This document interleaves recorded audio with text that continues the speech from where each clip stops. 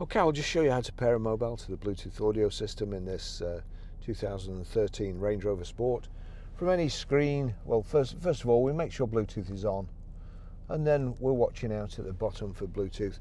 Now you can either go, if there's nothing connected in the car, if you click on Home menu, you'll see there's nothing connected. You can please pair phone there, or you can go to phone, and it says search for new.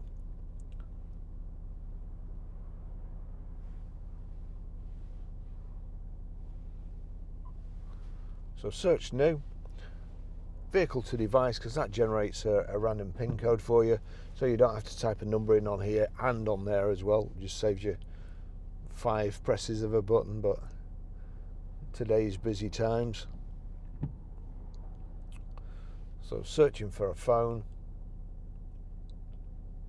Barry's iPhone 11, click on there. To pair and connect phone, enter 2769 on handset.